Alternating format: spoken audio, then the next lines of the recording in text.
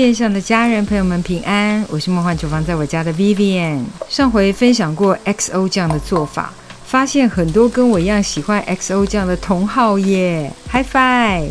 今天再来分享一款我很喜欢的酱料，辣椒豆豉小鱼干，小鱼豆豉辣椒酱，豆豉小鱼干辣椒，到底要叫它什么啦？发现怎么重组这些字词都可以呢？中文就是博大精深，但我还是想知道正确叫法大家留言教我一下。那我就先叫它小鱼豆豉辣椒酱。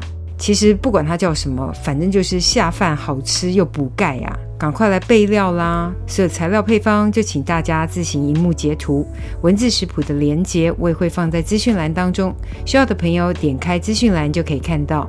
主材料就这几样，很简单。辣椒的部分呢，请选择自己可以接受的辣度哦。我特别买这种不太辣的辣椒，刚好红色的大辣椒分量不太够，我就混一点绿色的。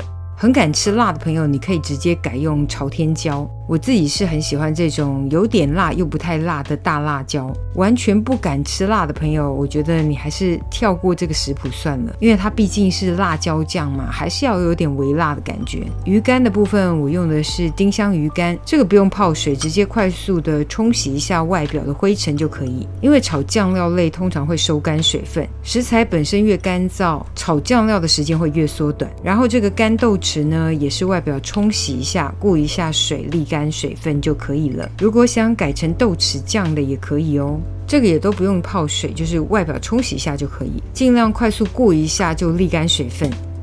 今天搬出调理机来切辣椒，顺便处理一下蒜头，先顺切个一下，让蒜头皮可以松开，然后把皮给挑出来，再来切蒜头。没有调理机的这些动作就用手切，有食物处理机的就是方便啦。有些皮没有剥开的就手动剥开，然后把蒜头顺切个几下，把蒜头切成蒜末蒜碎。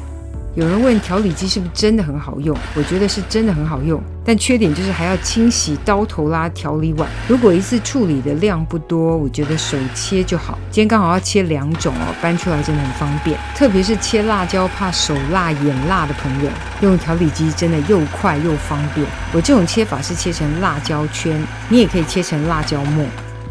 处理好食材之后就要准备来炒了。炒酱料的油温其实不会太高，主要就是把水分炒到蒸发就可以了。记得用非化学精制的好油哦。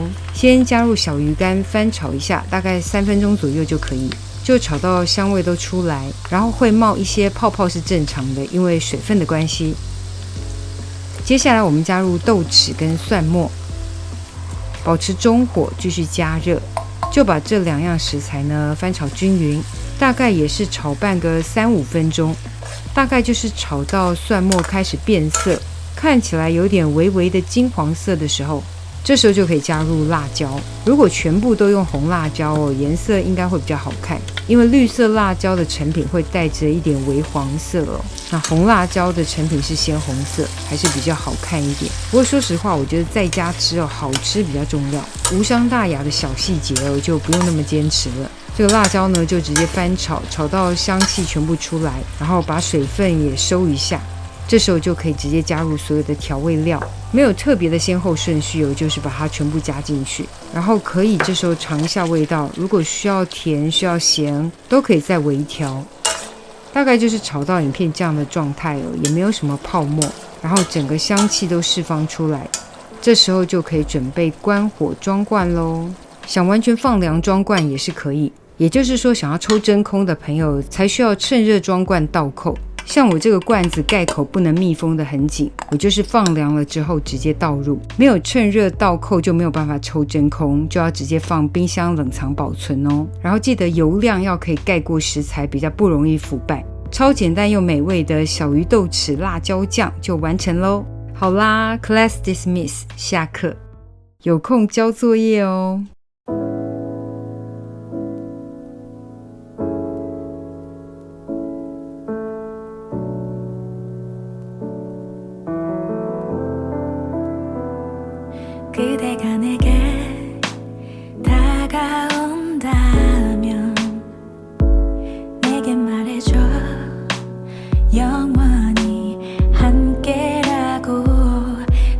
그럴까 나직한 곳